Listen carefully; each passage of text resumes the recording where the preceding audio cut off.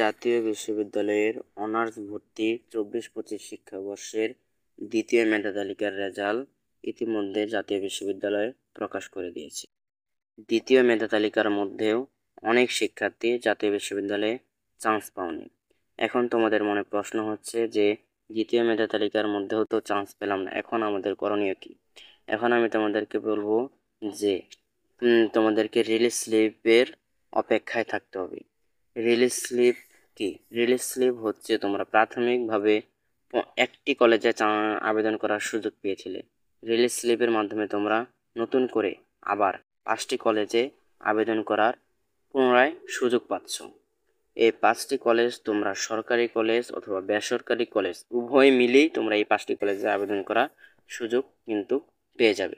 এখন এই রিলিজ স্লিপের আবেদন কবে থেকে শুরু হবে এবং কয় তারিখে শুরু হবে আমি তোমাদেরকে কিন্তু সম্পূর্ণ এই ভিডিওর মধ্যে জানিয়ে দেব। চলো ভিডিওটা শুরু করা যাক। এখন তোমরা দেখতে পাচ্ছ যে জাতীয় বিশ্ববিদ্যালয় কিন্তু 21শে জুলাই একটা নতুন নোটিশ প্রকাশ করেছে। এই নোটিশটি আসলে দ্বিতীয় মেধা তালিকার রেজাল্ট সংক্রান্ত নোটিশ।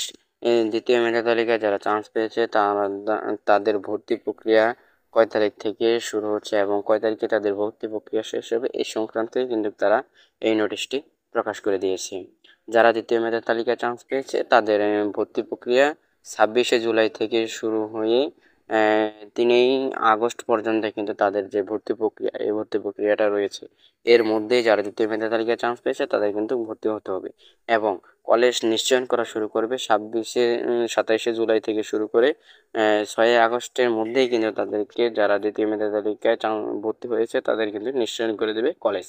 এবং দ্বিতীয় মেধা তালিকায় যারা চান্স পেয়েছে এর ভর্তি প্রক্রিয়া শেষ হওয়ার পরেই কিন্তু কোটার মেরিট লিস্ট রয়েছে। কোটার মেরিট লিস্টে যারা চান্স পাবে তাদের ভর্তির প্রক্রিয়া আবার তোমার 7-8 দিন সময় অতিবাহিত হয়ে যাবে। কোটার মেরিট লিস্টের রেজাল্ট কিন্তু প্রকাশ করবে 7 যে আগস্ট রয়েছে 7 আগস্টের মধ্যেই কিন্তু কোটা মেরিট লিস্টের রেজাল্ট জাতীয় বিশ্ববিদ্যালয় প্রকাশ করে দেবে। এই রেজাল্ট প্রকাশের পরেই কিন্তু তোমাদের প্রথম রিলিজ স্লিপের আবেদন শুরু হয়ে যাবে।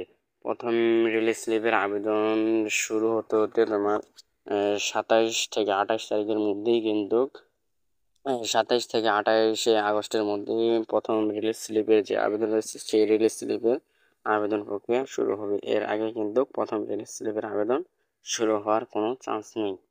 বন্ধুরা, ভিডিওটা যদি ভালো লাগে তাহলে তোমরা আমার এই চ্যানেলটিকে সাবস্ক্রাইব করে নিচে বেল বাটনটি অন করে দিও এবং ভিডিওটার মধ্যে অবশ্যই লাইক কমেন্ট শেয়ার করে দেবে এবং অন্যদের মাঝে ছড়িয়ে দেবে।